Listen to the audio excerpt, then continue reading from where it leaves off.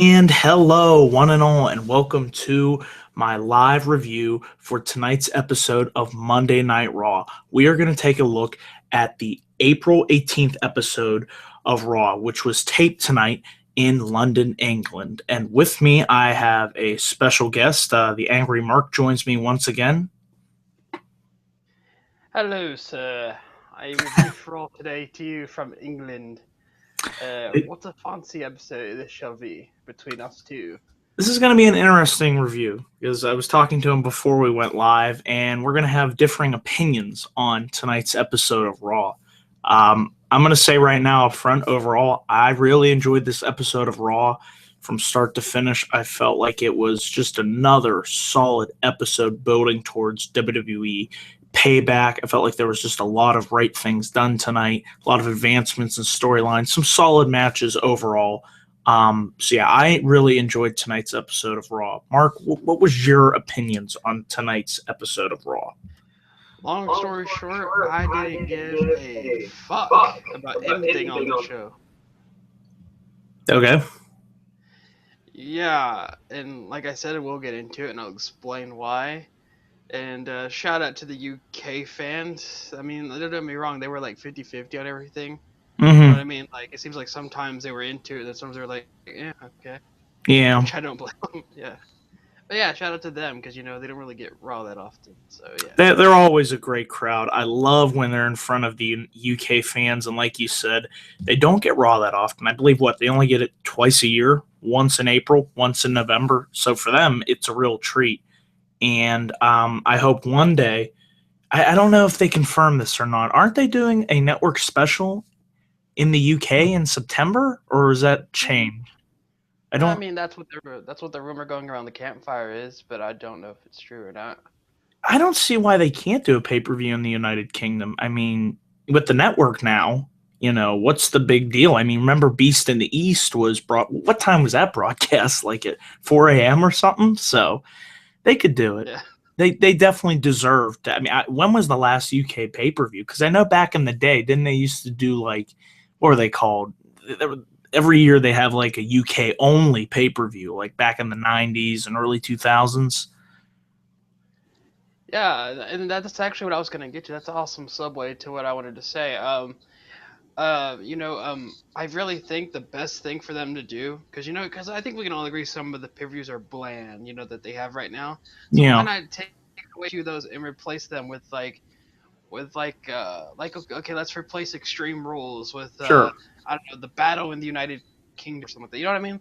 Mm-hmm. Hold one pay-per-view a year in different countries. I think you could do UK, Mexico, Japan, which they've did or have done, and I think they're going to do again. So props to them for doing that. You could do Italy, Australia. That would be great. Trying to think where else. You're right. That's a great idea, and I think they will do that in the future. I definitely see it happening. Probably not this year, but I could see it happening next year for sure. Definitely. Yeah. And it would be interesting to see Enzo Amore and Big Cass in Italy, considering they have like Oh my that. god, they'd get. I mean, they're over as it is, but oh man, they'd get a great reaction. So yeah, with that out of the way, we're gonna get into Raw tonight. We kick things off tonight with Dean Ambrose. He had the Ambrose Asylum, and his guest tonight was Shane McMahon. Ambrose brought Shane out. They pretty much talked about the clip of him, jumping off the Hell in a Cell at WrestleMania. Shane, Ambrose was pretty much talking up Shane, saying that's pretty much one of the most amazing things I've ever seen. And then Shane pretty much says that he plans on doing the right things when he's in charge for the third consecutive week. He wants to push the fan favorites. He named guys such as AJ Styles, Sami Zayn, Sasha Banks. And while he's going on about this, Kevin Owens interrupts him and says pretty much, Shane, you're not fooling anybody. A week ago, you had me kicked out of the building. And, this is pretty much the same crap. It's just another McMahon in charge. So Owens is pretty much going on his diatribe against Shane McMahon. Then Sami Zayn comes out. It looks like we're going to get a little back and forth between Owens and Zayn. Zayn pretty much says, Owens, you've this has been a bit of a rivalry for years, and it ain't going to end anytime soon. And, the reason that you were banned from ringside last week was because you were going to cost him. Owens would have cost Zayn his match against AJ Styles. Then Chris Jericho comes to the ring and pretty much says, I love this. He's like, Kevin Owens is pretty much right. So Jericho is going to agree with Owens. He says Shane is drunk with power. Jericho is just being awesome. I love heel Chris Jericho.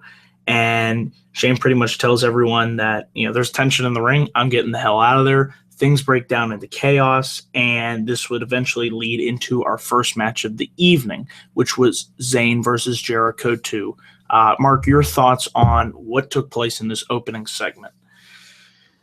This segment was everywhere. There was a lot.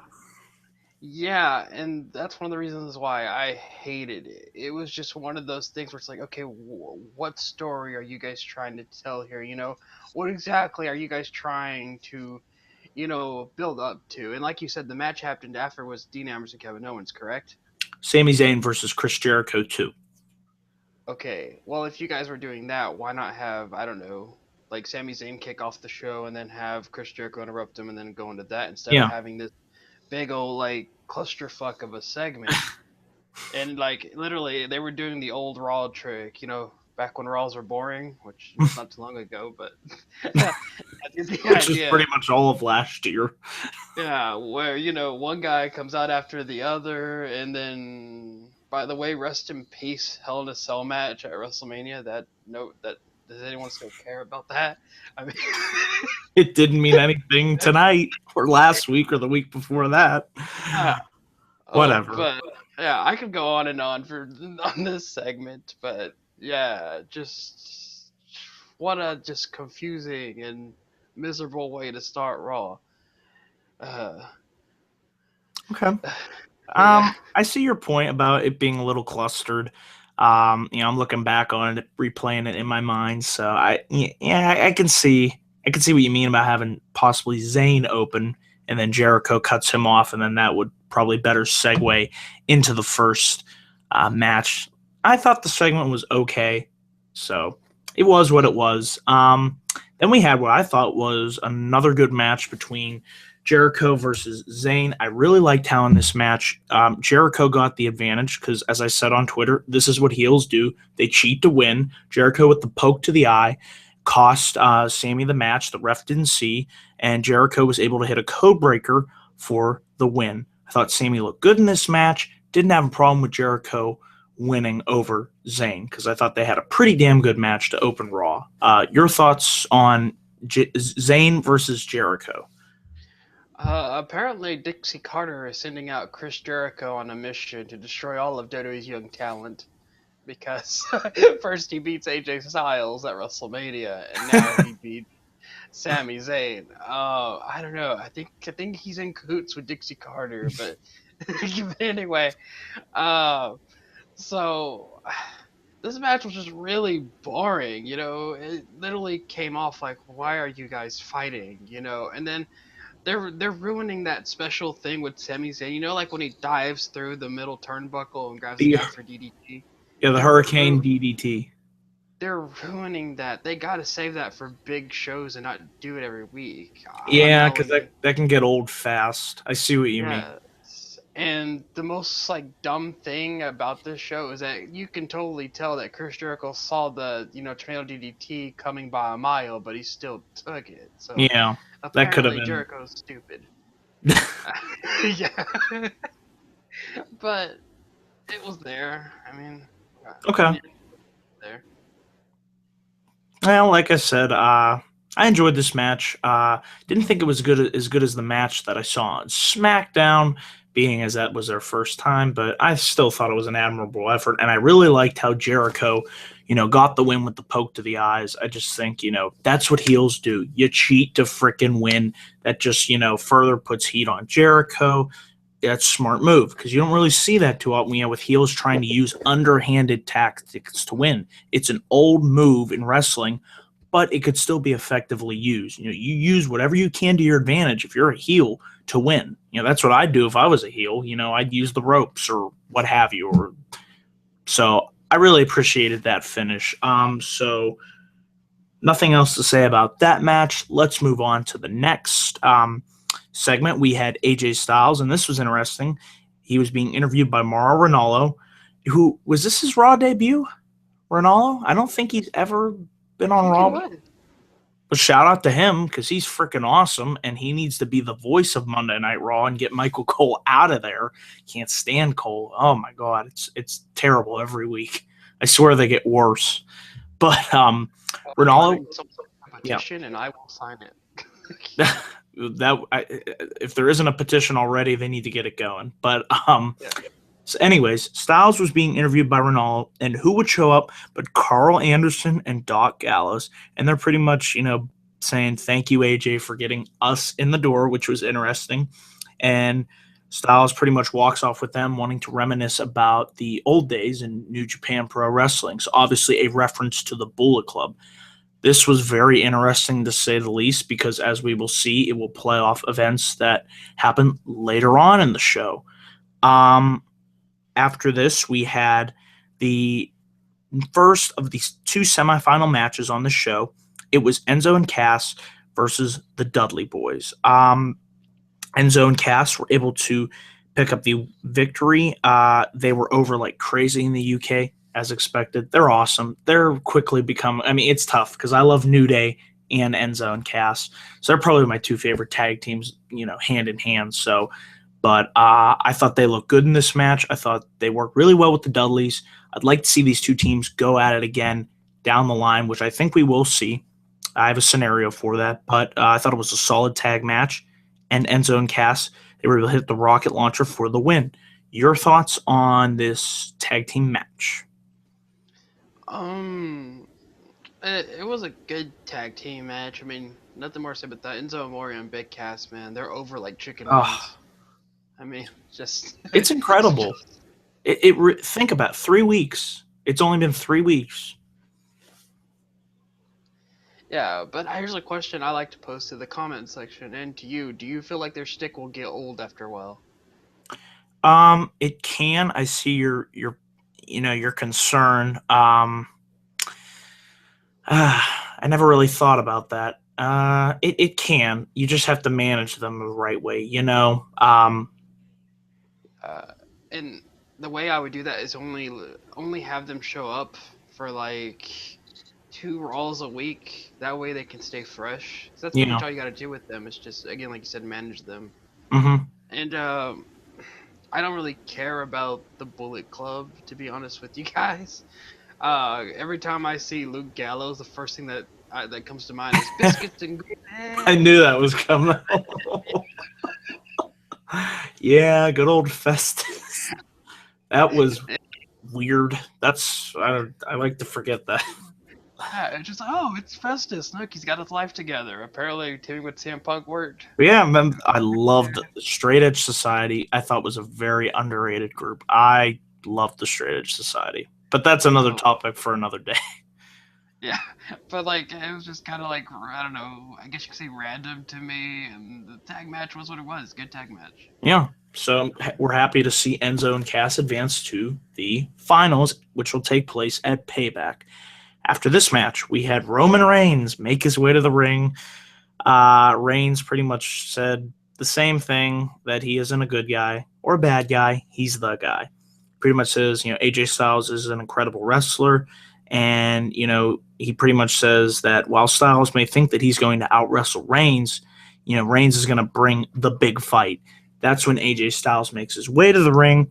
He walks down, gets in Reigns' face, and, pretty much AJ says, "You're one heck of a champion," despite what people say. And, Styles is going to have the match of his life against Reigns, and he will beat Roman Reigns. And Styles says, "I've been the champion wherever I've been, numerous companies." And at Payback, like he said, he's going to walk out as champion. And then after Styles leaves the ring, this was very interesting. Anderson and Gallows attack Reigns from behind, and they're trying to play up. Are they possibly with AJ Styles? This definitely had my intrigue, heading into this championship match at Payback. I enjoyed this segment. I liked the the tension between Styles and Reigns. Mark, what were your thoughts on this segment? I like the fact that they're making the Bullet Club look like, dominant heels. Mm-hmm. Like I said, there's just small things I can't get over with it, you know.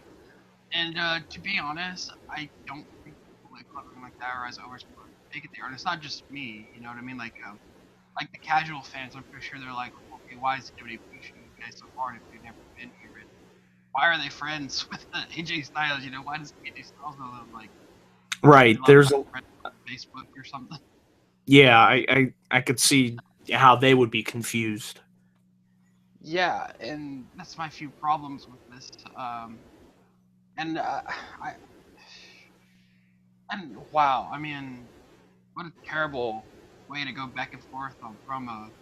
I'm not the man. I mean, I'm not the bad guy, not the good guy. I'm the guy. Yeah, they have him keep saying that. Like, that was fine the first week, I thought, but you kept having him say over and over, and it's like, enough. I'm sorry. We get it. That's the thing, Daniel. That was just the beginning of a terrible promo battle. Then AJ Styles comes out. Man, let me tell you something. I'm going to win that title from you at Payback, okay? I promise you, I ain't in cahoots with the Bullet Club. I don't know who they are. They're just friends of mine. And, yeah, me and you, man, I respect you. Hope you know that, man. Yeah, AJ's not the best on the mic, but I get behind him because, I know he's an incredible athlete, and I know he busted his ass like years. I can get past the scripted crap and just, these two guys are going to go out there, and I just want to see a hell of a championship match, and I know we're going to get that. So I'm happy that we're going to get a fresh championship match between two. Well, AJ's not young, but he's a new talent, and Reigns is new too. So we're going to, that's what I'm looking forward to the most. So, and I'm intrigued by whose side are Gallows and Anderson really on. I'm telling you my prediction, it's all Swerve. They're going to align with Roman Reigns. I hope this happens, and they form the Roman Empire heel faction. I'd do it. I would do it. In the dream world, I would rename the Bullet Club the Bo Leave Club and put him with Bo Dallas. Okay. You don't want to turn Reigns heel. I mean, he technically is already heel.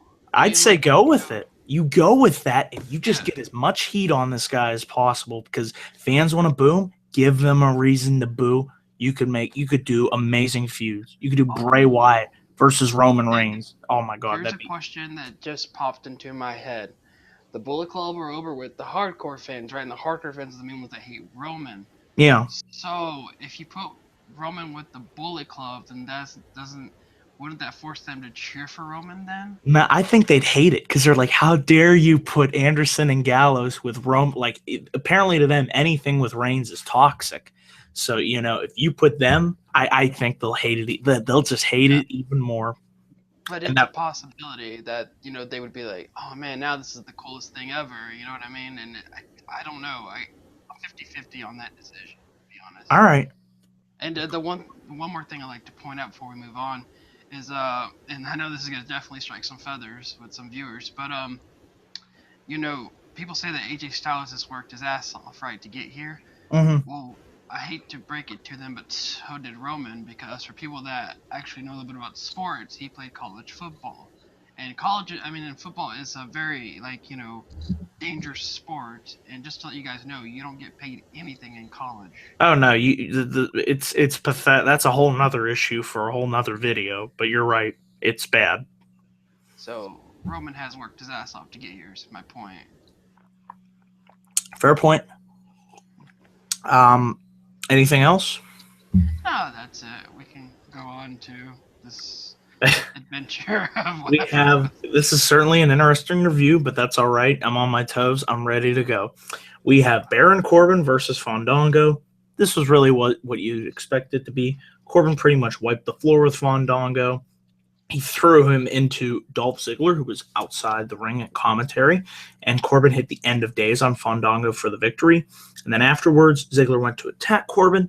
Corbin pretty much beat the shit out of Dolph. Dolph sold his ass off like he does, and Corbin hit the end of days on the outside. So it looks like at Payback, we're going to be getting Baron Corbin versus Dolph Ziggler. I actually like the pairing of these two. I think it's a good first opponent for Baron Corbin to really run roughshod through. Ziggler will sell his ass off, he will, at Payback and make Corbin look like $1,000,000. I had no problem with what they did here. Your thoughts? I mean, okay, I kind of don't have a problem with what they did, but here's the thing, in today's wrestling, nobody really cares about jobber matches anymore. Yeah. So I understood completely where WWE was going, but it's just that's just not the way you get talent over nowadays. And I just wish they would have gave Baron a better match. Like, for example, if Sami Zayn was going to lose today either way, why not put him against Baron Corbin? That'd be I like that match. Yeah, and Dolph is just there. Dolph He is kind of is. irrelevant to this point. Yeah. And just yeah, didn't. I thought in a nutshell, I think they could have put Baron Corbin over in a bigger way, but I understood what they were going for.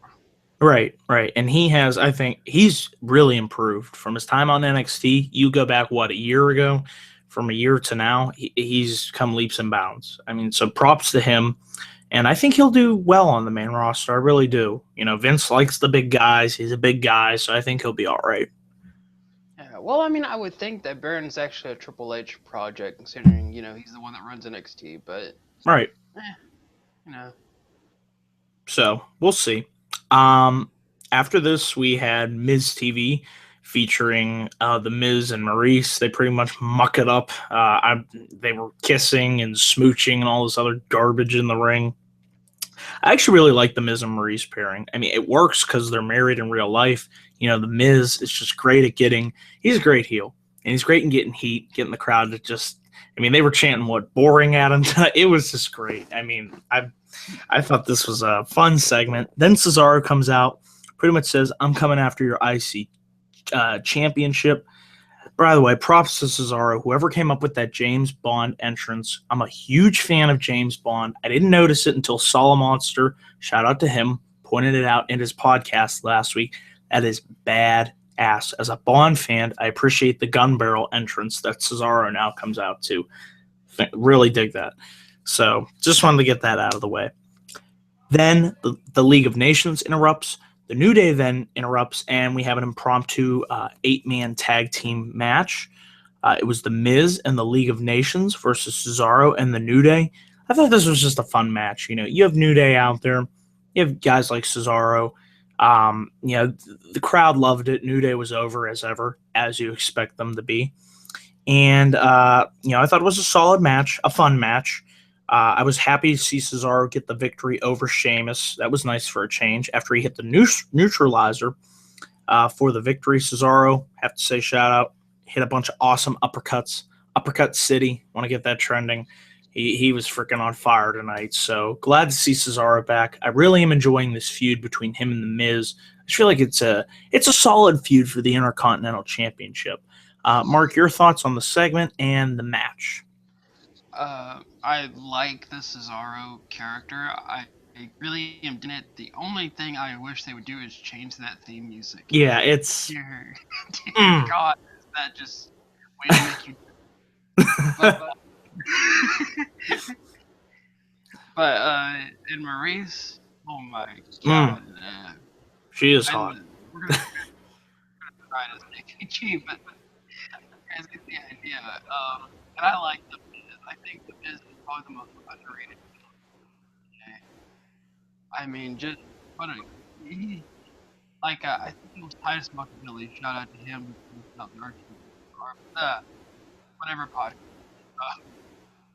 And he said that if you go back and find out the Miz is actually in type of heel where he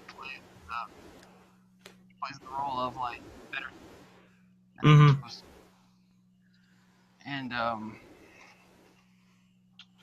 And the match, wow, the New Day are over. They are over. As the UK crowd was literally doing the whole intro with them, like in sync too, like yep. Just like the Enzo Amore and Big Cass thing. You can tell these guys practice it at their house.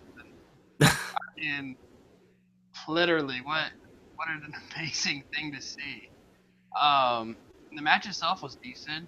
Mm-hmm. I marked out when Cesaro took off his shirt and revealed he was wearing a Budio shirt. Oh, that was all. You got to mention that. That was great. Yeah. So yeah, good segment.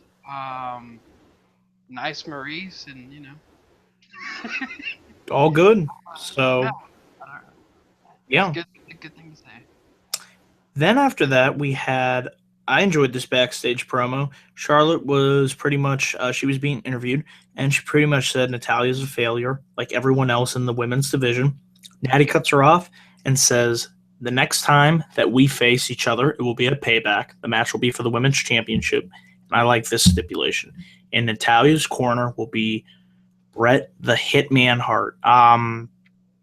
That's awesome. I think it levels the playing field. I definitely want to see these two go at. I mean, these women, they're two of the best in the division, and I've enjoyed every match they've had so far. And the way the match ended in controversy last week, I feel like it's only natural to continue the story.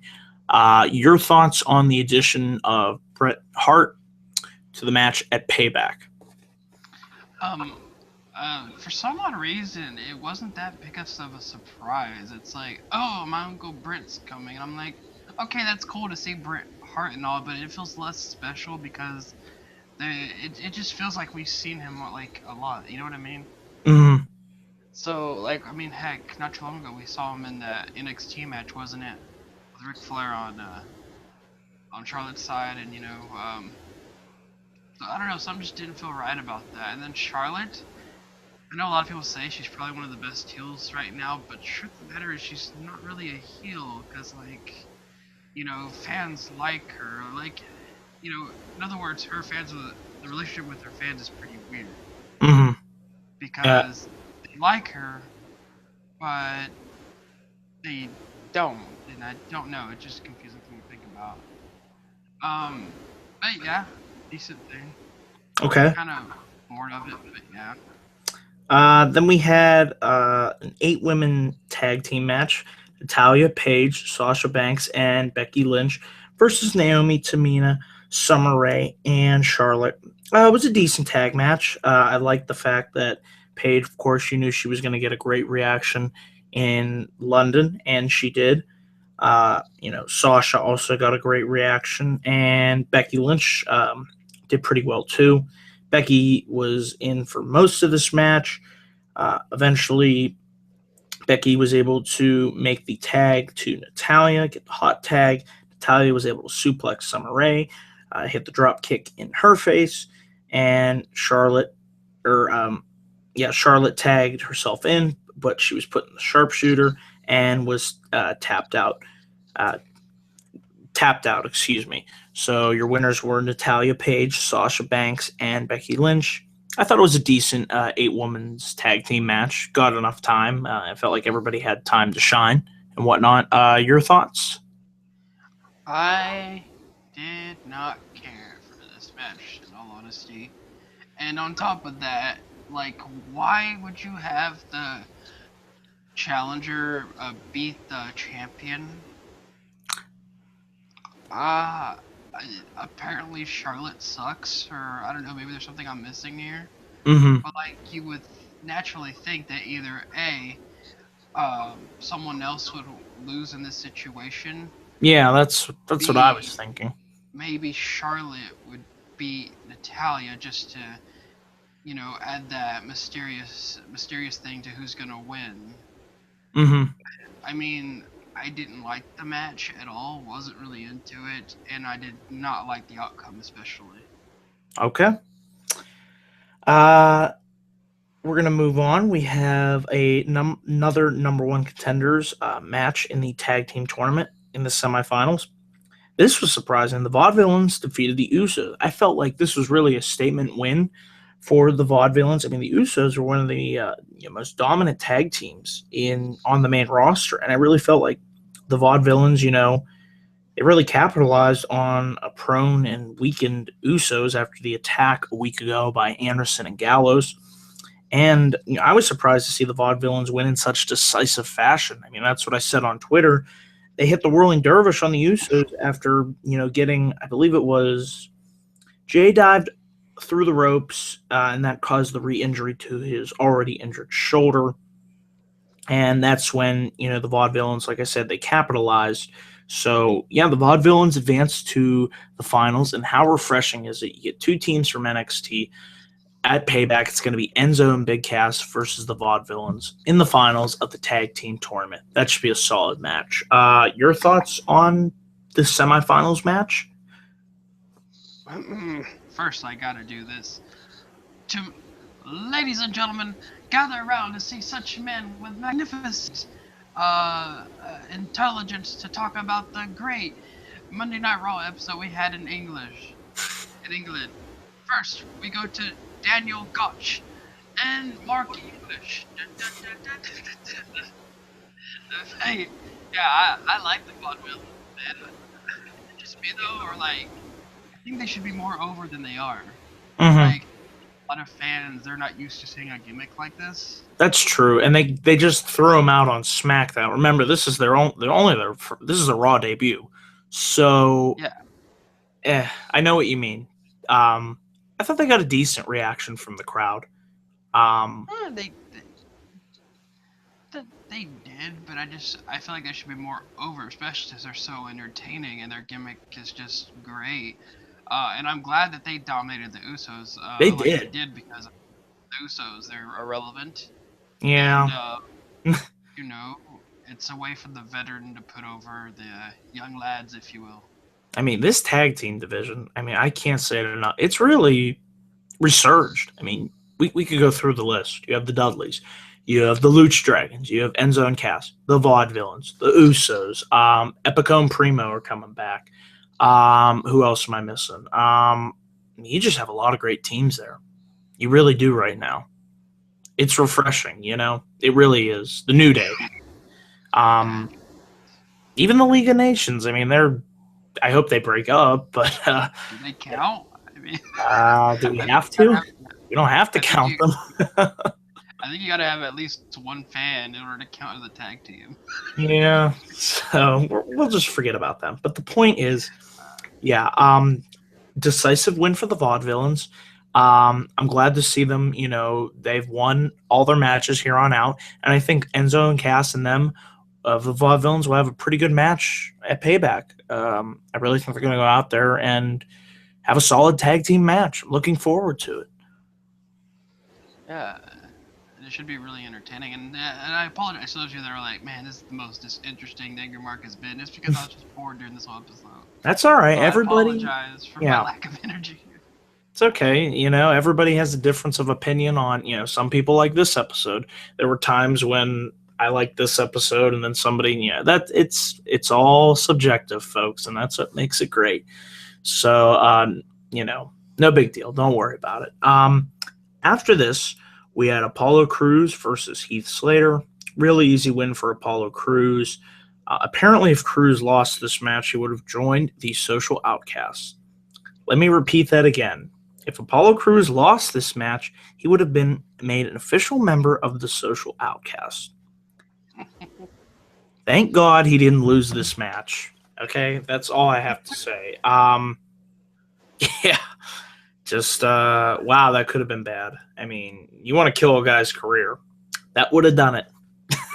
Yeah. Dear God, I can only imagine Vince. Oh, yeah, we could stick him in the Social Outcast. That'll get ratings. Oh, yeah. He's black, so let's ruin his career. But Apollo Crews, I see big potential in this guy. I could see him being, down the line, a future WWE champion. Just throwing it out there, folks. So, we'll see where they go with him. But like I said, a dominant win for Crews, and pretty much nothing more I have to say about it. Your thoughts? Yeah, I really do think they want this guy to be a world champion in the future. They showed a video package just right before this match. Really good video package, by the way. I like that. Yeah. That's good to see. And we all knew Apollo Crews was gonna win, so I was really interested in this match from the get-go. Yeah. But it's always great to see Bo Dallas, so I wish they would let him go back to his old self, though. I know, Bo, leave. He was getting over. He really was. And then they pulled the rug out from under him. He didn't deserve that to happen. Did not. Yeah, but Bo Dallas is a prime example of like the WWE's way of booking people. Take them seriously for 2 weeks, then forget about them. This is where you're at. This is your spot, and you're not going above a certain level. I think that's a problem. That's a huge problem with this company, And I wonder why they don't really have that many stars. So, but I do like to point out that apparently Apollo Crews is an asshole because Heath Slater made him his own personal shirt, and he didn't even like it. that was funny. That was funny for sure. So, we're gonna move on to the main event. It was Dean Ambrose versus Kevin Owens. I thought they went out there and had a solid main event match. Ambrose was able to hit Dirty Deeds for the victory. And then after the match, Chris Jericho stormed the ring. Didn't see this coming, and he hit the code breaker on Ambrose, so getting some retribution for the win. I liked how they closed this out, with Jericho standing tall. That was a good way to close out Raw. Your thoughts on the main event match and the way Raw ended? I thought it was funny just because of how the feud started. It basically started with Dean Ambrose coming out, and then Jericho's like, "Don't move that plant." The potted plant. Better not, man. And Daniels was like, "Yeah, I'm gonna do it anyway." Like, bastard, not another scarf. So it's funny how this feud started. Like, couldn't really help but laugh. Like, now I think Jericho, psycho plant protector. He just wants to make sure all Daisy. Mm-hmm. So, not really into. This is funny. Yeah. So, like I said, I thought it was a solid match. I really liked how Jericho laid out Ambrose with the code breaker. Good way to close out Raw. So yeah. Overall, we're going to disagree here with what grade we obviously give Raw. I'm going to give Raw a B+.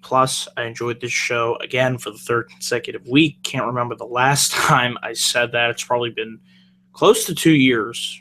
Yeah, probably, for me, since I've enjoyed Raw for this many consecutive weeks. Mark, what grade would you give this show? I'm going to give it a D+. Okay. Just was bored, and I don't know, just a lot of random stuff on this episode of Raw that I didn't really get into. All right, well, with that, that's our review for Raw. Thank you all for watching. Please click that like and subscribe button for more video content coming soon to this channel. Mark, if you want to get a plug out to your channel, you're welcome. Yeah, please go subscribe to the Angry Mark channel. I promise I show more than can, and a lot more of my videos. Just one of those episodes for me, guys. Just got bored. Yeah. And subscribe to also Dana Giza and subscribe to me, because remember, friends can let friends go and subscribe. And follow me on Twitter at West_Texas, where I try to tweet during every Monday nights. All right. So with that, thank you all for watching once again, and I will see you in my next video. Till then, take care, guys. Peace.